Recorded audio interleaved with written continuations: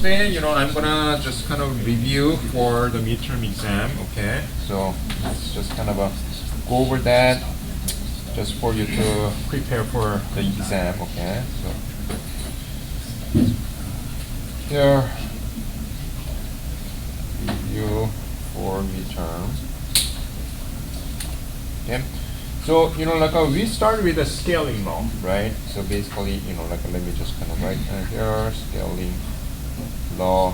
So in this kind of a topic, we didn't really talk about anything about quantum mechanics yet, right? We are still in classical regime, but we just kind of saw that as the size or dimension, right? The scaling, as the size of system changes, right? Kind of linearly scaling up and down, right?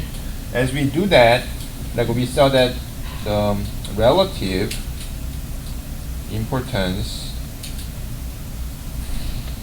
of different mechanisms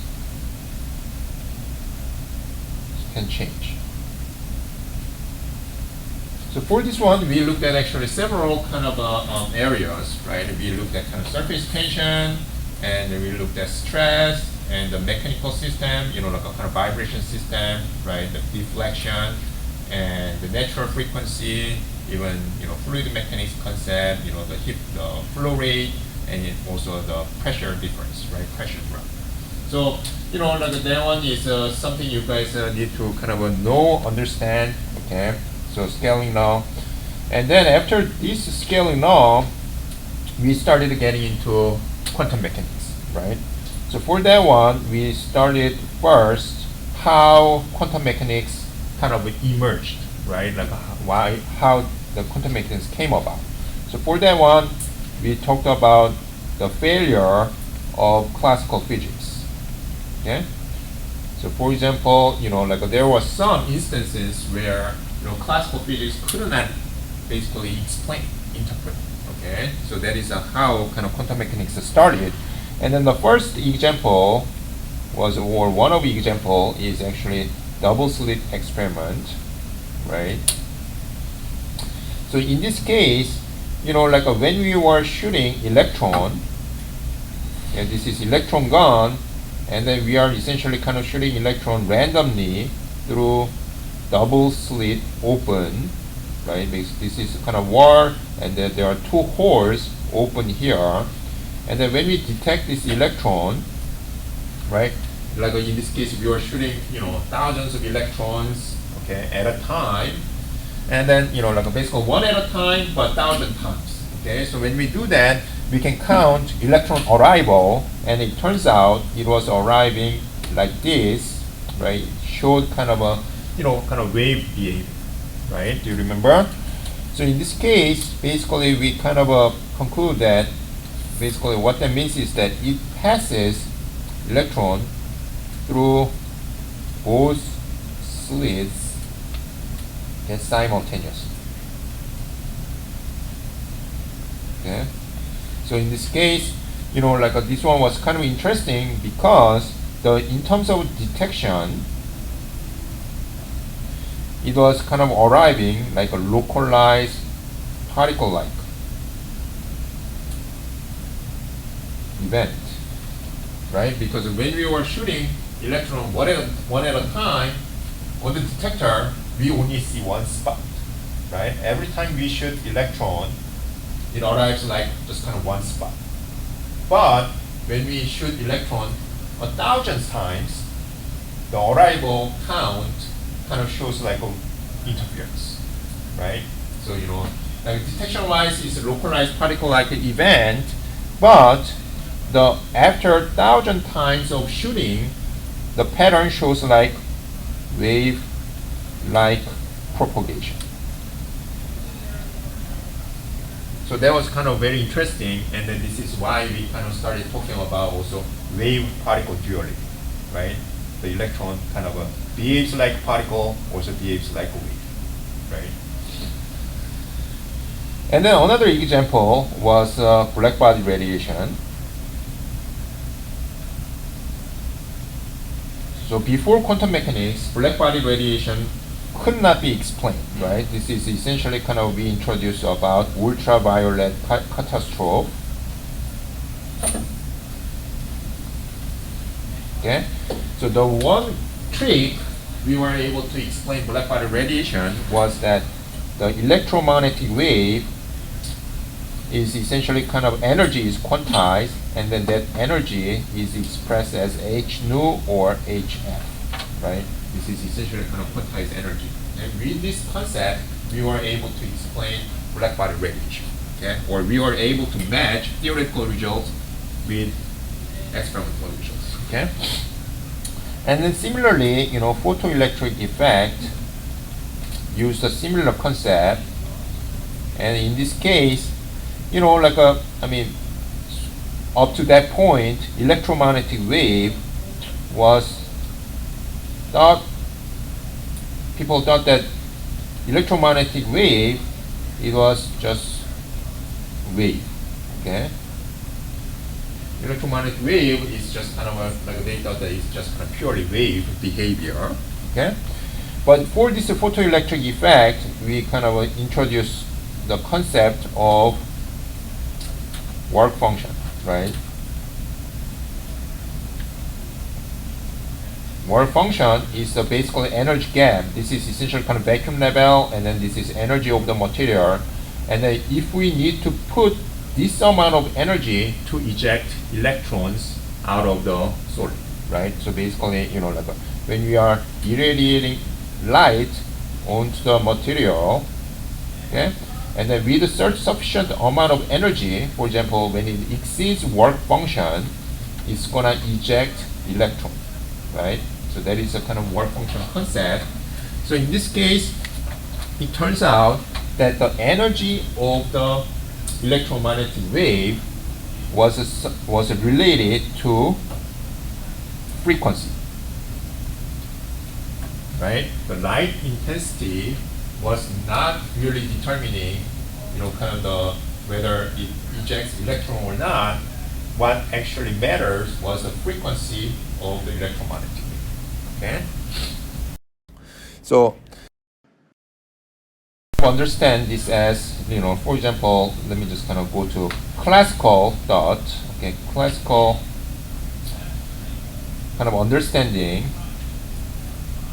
of electromagnetic wave was like this one. Okay, so for example, this one is a electric field, and this is a magnetic field. Okay, for the electromagnetic wave. Probably you guys remember here. Okay, so electric field is kind of going up and down, okay, like a vertically. It's kind of propagating like this, but I'll just kind of, it's a vertical oscillation, and the magnetic field is perpendicular to electric field, right? So in the sense, basically, this one is oscillating like this.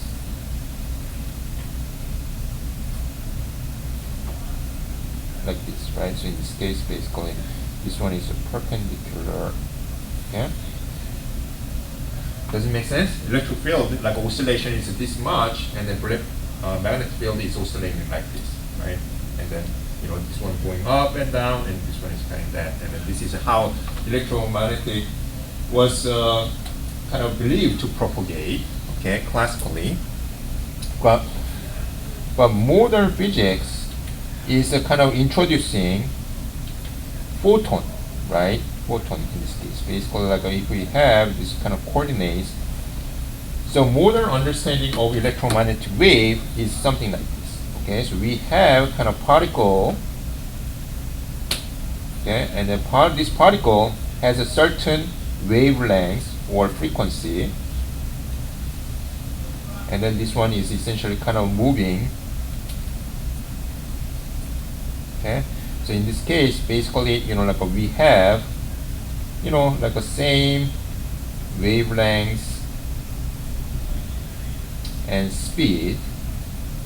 Okay, if we are given, let's say, monochromatic, just electromagnetic wave, okay, just kind of single wavelength. In this case, we can kind of describe as kind of particles with a given frequency. but it's moving at the same speed, right? So basically it's speed of sound. So in this case, for modern understanding, intensity is related to number density of photons. Okay? And then what is a photon?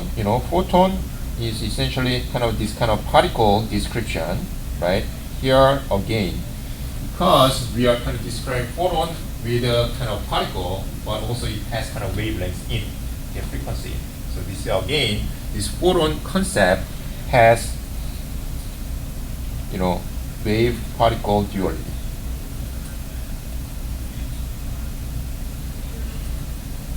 Okay? Because again, before classically people understood that electromagnetic wave or energy is related to the intensity, right? How high it oscillates. But that one has nothing to do with determining photoelectric effect. Do you remember? Because for photoelectric effect, energy was related to what? The frequency or wavelengths of the electromagnetic wave, right? So in this case, basically we had to kind of invoke again this energy of photon is related to frequency, not the amplitude of the electric field or magnetic field, right? So in this case, basically the wavelength or frequency determines the energy of the photon, right? So that one is essentially kind of determining the energy. Okay, so this one was kind of again, the modern concept of a photon or electromagnetic wave. So we have to again introduce this wave particle duality. Okay, we have to consider both wave aspect and then particle aspect. Okay. So this is essentially kind of how quantum mechanics started, and then in quantum mechanics kind of topic, we started with the standing wave. So you should understand what the standing wave is, right? And then the way we can create standing waves. Basically, we are clamping both ends, and then if we kind of oscillate these waves, it's going to be essentially a standing wave, right? So, and with that, and then we also talked about de Broglie wavelengths. Okay, so in this case, lambda is essentially defined by h over p. So p is a momentum. So in this sense, we can describe as mass times velocity. Okay, and also we introduce matter wave. Right? Every matter, like no matter how big it is, how small it is, it has to have wave characteristic, right? So that is essentially kind of matter wave. And then with these two concepts, right, de Broglie wavelengths and the matter wave, it determines whether we should consider wave aspect or not, right? So for certain cases, we can completely ignore wave aspect, but for certain cases, we should consider wave aspect, right? The easy way to determine is essentially kind of using this de Broglie wavelengths, right? The way you can do here is that, when de Broglie wavelengths is comparable or larger, it means to be larger, comparable to inter-particle distance. Okay, so for example, when the de Broglie wavelength is comparable or larger than this interparticle distance, we have to consider wave aspect. Okay, so wave behavior is expected. Okay, so basically, kind of visually you can understand like this one. Okay, so when we have like this kind of two particles here, and if the wavelength is actually kind of like very small, so in this case we can expect just kind of particle behavior. Okay, there is no interference or anything like that. It can be understood just from Newtonian mechanism. Okay, but if we have something like this kind of particle distance, but if the wavelength is, let's say, this big, okay, so then for this kind of situation, we can expect some wave behavior. Okay, so this is precisely, like the case when we consider like a human or like bulk object versus electron, right? You can evaluate, de Broglie wavelengths for big particles like soccer ball or human being, right? You will find that de Broglie wavelength is going to be much smaller than this interparticle distance. So, in the sense, for bulk object, this wave behavior can be completely ignored. But if we consider electron, right? For electron, if you consider de Broglie wavelengths and interparticle distance is comparable. So you can expect wave, interference, that kind of behavior. Yeah, does it make sense? So this is why for nanoscience or nanomaterials, understanding quantum mechanics is very critical because we expect wave behavior, right? So with just kind of particle description, we cannot describe anything, okay, for nanomaterials or nanoscale kind of applications there, okay? So this is kind of an easy way to check whether we should consider wave aspect or not, or another way is whether we should consider quantum mechanics or not, right? So that is essentially kind of a simple approach here. And then with that, we actually got into Schrödinger equation. Okay, so this one is essentially kind of rigorous approach to understand quantum mechanical behavior. Okay, so we spent quite a amount of time for solving this Schrödinger equation, right? The way we started here is, since this one is a partial differential equation, we use the separation of variables, right? Separation of variable.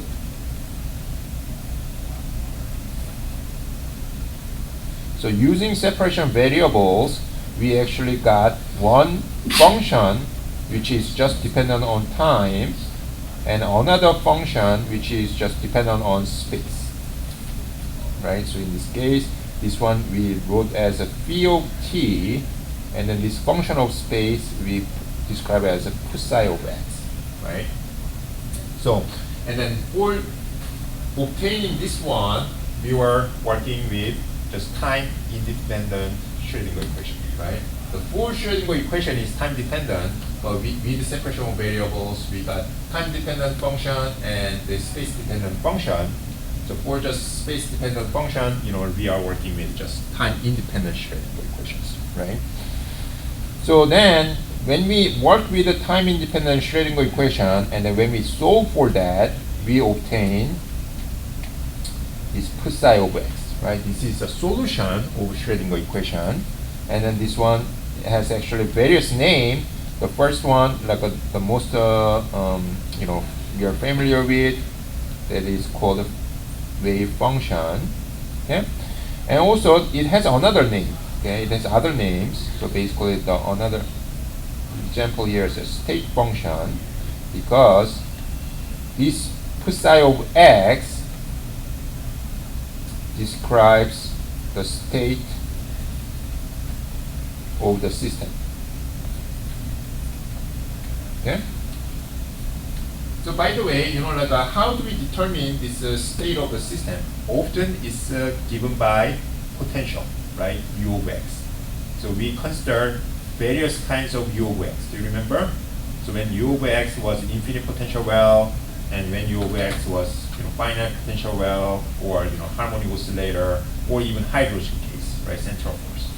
So given different U of x, we can find the solution, which is psi of x, and then that psi of x describes the state of the system. Okay. And another name of psi of x is eigenfunction. Okay. And then that is essentially, when the wave function, or when psi of x is a solution to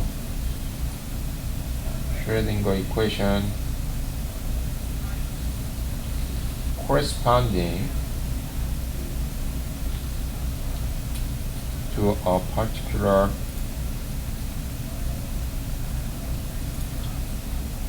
measurable energy. Okay. So because we are dealing with often energy of the system, right? So when this one is a solution to Schrödinger equation corresponding to a measurable energy, this is essentially kind of how we define eigenfunction. Okay. But all these are essentially the same thing. Okay. This psi of x, people say wave function or state function, eigenfunction, and also one more thing is essentially kind of mode function. And this one is kind of rare, but people also call it as a mode function, okay? Because it corresponds to each mode. For example, for infinite potential well, psi of x we write as psi nx, right? Because wave function depends on n value, right? And then that n corresponds to each mode. Okay, so this is why people call it as also mode function. So then once we get this psi of x, this psi of x, it's useful, but more useful information is probability density function, right? We actually went over several times. So in this case, probability density function can be obtained by this psi star and psi. This is probability density function.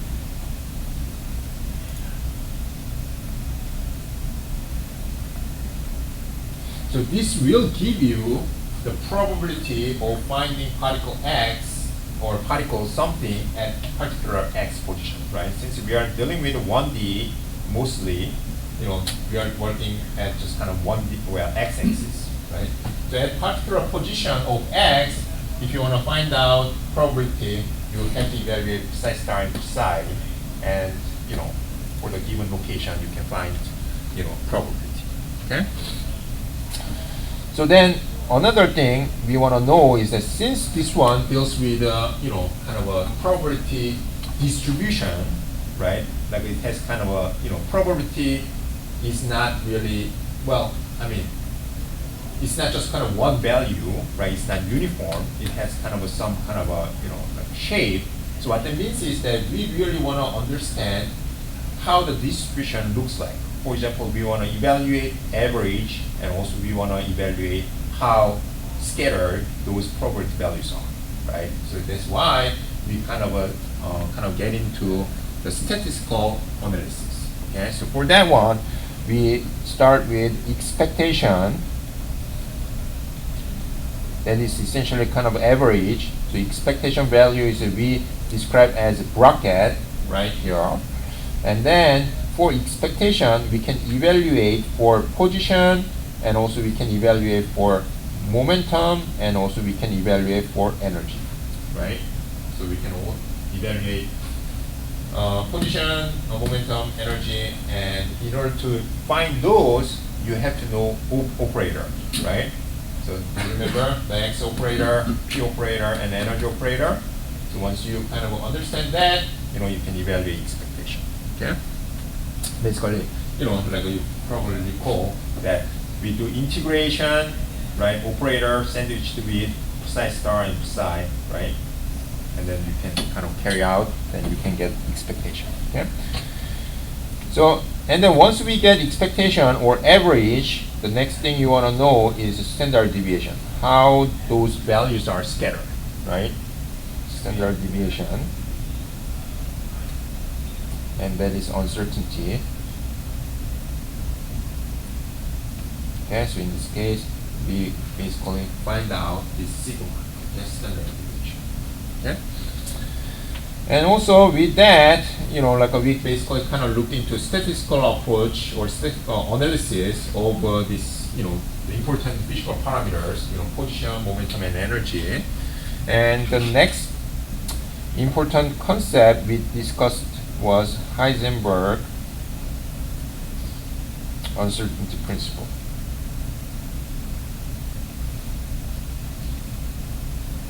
Okay.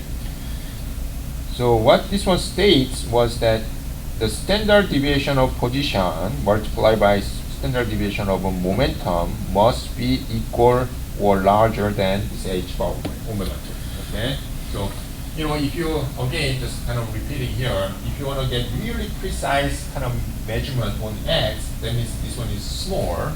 But as you kind of push this one smaller, because of this equality or inequality, the sigma p has to be larger, right? So what that means is that when you try to make a really precise measurement on one of these two, another has to lose accuracy, right? So basically, that is kind of what Heisenberg concentric principle states, and this one is a striking contrast to classical approach. Because classical approach, you can determine position and velocity very precisely at the same time. But in quantum mechanics, once you kind of try to find out one, you're not going to find out another information. Okay, so for example, again, if you try to find out position, well, the velocity, you are not going to know the exact value of velocity. Okay, so that one is kind of big difference between classical approach and quantum approach there. And then with that, we were considering various of u of x, right? So for example, in this case, like a various u of x case. So we start with basically, free particle. So in this case, we consider u of x is 0 everywhere, right? So in this case, we actually saw that the wave function was described as kind of traveling wave. And then we also obtained energy distribution. Okay, so in this case, energy and then K. I'm not sure if you guys remember, but if we describe this energy versus K for free particle, it shows something like this one. Okay?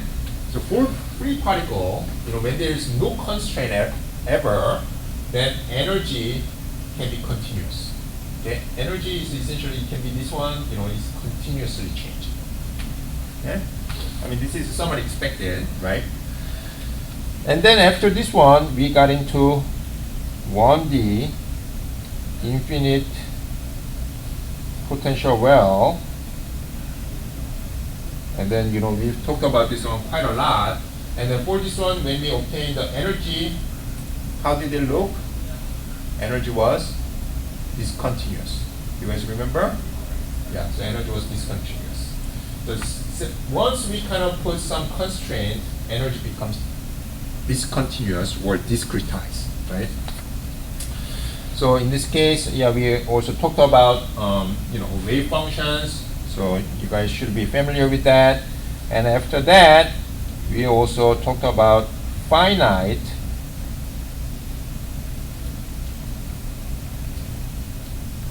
potential well. Okay. So in this case, wall height is limited. So for example, we consider the first case is essentially, like when we have this kind of a finite wall height, and then we consider these two cases, right? Like we have the, let's say, same potential description, and then we put particle energy just around here or above here, right? In this case, we are essentially kind of sending this particle to the right or to the left, right? And then in this case, the energy is energy of the particle or energy of the matter is in between, the top of the potential wall and the bottom of the potential well. But in this case, it's kind of being sent above the potential wall. Okay. So in this case, we kind of saw that energy still discrete, right? Energy is not continuous. It has a certain values of energy. And also, in contrast to classical approach, what we found was that we were seeing tunneling effect. You guys remember? Tunneling means, what tunneling means is that, for classical approach, if we particle like that, we can never find this particle outside of the wall. But in quantum mechanics, there is a chance that we can find this particle outside of the wall, right? but at decay length is also related to some physical parameters, right? And then we kind of cover that. And then the second approach here is we are essentially sending the particle above the potential wall, right? So in this case, classically, this description, whether it's a that shape or whether it's a, this shape or, whether it's kind of deeper, it doesn't really matter for classical approach, right? For classical approach, it's going to just kind of go through, right? As if nothing is there, right? But in quantum mechanics, interestingly, there is some reflection and transmission when there is potential description changes, right? Do you guys remember? Yeah. So in this case, we have to talk about this transmission and reflection, right? So basically, the amount of transmission described as this. So here, the amount of transmitted is a transmission, a percentage, and then here, when it's reflected, this is R, right? And then this transmission and reflection depends on, this potential word description as well as the energy of this particle, right? And basically, if we send this particle at this energy or higher energy, depending on that, this reflection and transmission coefficient change. Okay, so that is what we talked about.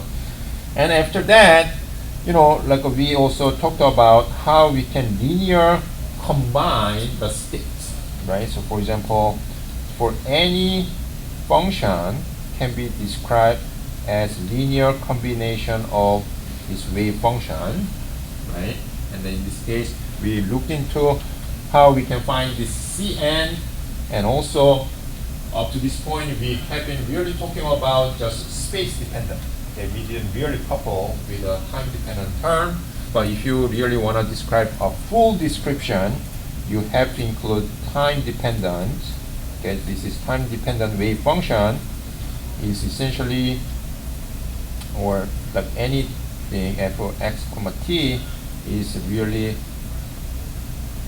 Cn cosine n of x, and then now you have to include this time dependent term here, En t over h bar, right?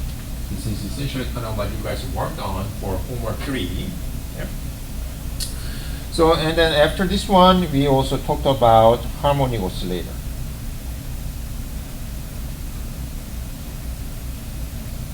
Right? So harmonic oscillator, again, it's just kind of simple, like a mass spring system. So in this case, we have spring and mass, and then if we extend in this direction, this is a simple harmonic oscillator. The force is given this way, and then we can evaluate potential, and then if we put that potential into Schrödinger equation, again, you can obtain wave functions and energy, right? And then here, one thing I can kind of emphasize here is this delta E, right? The energy again is discretized. Energy is not continuous, but the energy level difference here is h bar omega or h nu, right? I mean, the full description of energy is n plus 1/2 h bar omega or h nu, right? But energy difference is h bar over n h nu. Okay. Then again, as you see here, this one is kind of the same expression for photon, right? Photon is h nu or h bar omega. Okay. Also we kind of talked about why that is the case, because classical or harmonic oscillator is essentially kind of representative model for photon. Okay. So we talked about that, and also after that we talked about spin, right? So spin, for electron case, or fermion, it has quantized spin state, which is spin up and spin down, right? Only two states available here. And also we talked about Pauli's exclusion principle.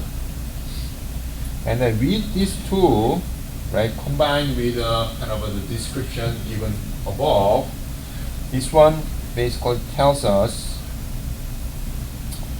how any person can feel electrons in available states, right? Because Pauli's exclusion principle states that any available space can be filled with at most one electron, right? And then electron, we have spin up and spin down states, and so this is a kind of additional quantum number we have to consider. Okay. So after we talked about this one, we covered, or we just kind of talked about hydrogen atom, right? I mean, kind of yesterday, right? And then also, with understanding of hydrogen energy levels, we can apply that to understand other atoms. Okay, that is essentially kind of what we have been kind of learning. Okay, and then hopefully, I think there is some kind of more topic that I need to cover, but yeah, but that is essentially kind of what we are working on here, hydrogen and other atoms. Okay, so yesterday I introduced orbitals, right, and then basically I told you like how this orbital came from, right? So this orbital came from quantum mechanics, yeah? And then this orbital is related to that discretized energy of hydrogen atom, right?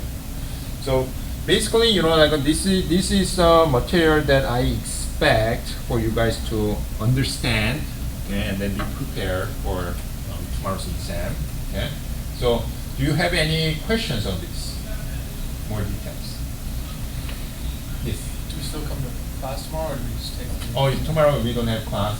Yes, and then you guys just use this class time as midterm exam, or just prepare for exam. But once again, once you start, you cannot stop in the middle. Okay, once you kind of click the test and quiz, like start button, then time starts. You will be given 2 hours. Okay, so remember that. Okay, so you have to allocate full 2 hours for the exam. Okay. What time did you say you're planning on opening it? Early morning, probably like a 7:30, like something like that. And then I'll leave it open until like a noon this Thursday. Do you think that is the sufficient time for you guys?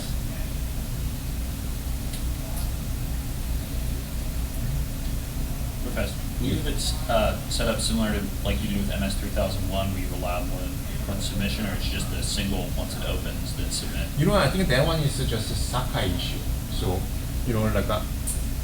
I recommend you guys to use just kind of one submission, but if you do double submissions, then let me know, because Sakai doesn't tell me whether you submitted twice or 3 times, because there is a kind of separate button I have to click to basically sort, basically how many is, Right. Yeah. But I think my understanding is that it actually saves the last submission. So my understanding is, if you actually submit it correctly, and then if the last submission was the correct one, then it shouldn't be a problem. Okay. Yeah. But I didn't encounter that problems often, so I really don't know. Any other questions, guys? Okay. So, and also, engineering calculator is strongly recommended. Okay, so feel free to use engineering calculator. Okay, so if, for example, if integration is involved, feel free to use an engineering calculator. I have no problem with that. But kind of make a note on your exam. Okay, so if there is a kind of some step, like a missing step, just mention that I use engineering calculator. Okay, just kind of let me know. Okay, so I'm fine with that. Okay, yeah, just let me know in advance. Okay. So so then that's it. Yeah, maybe we can just end today's class here.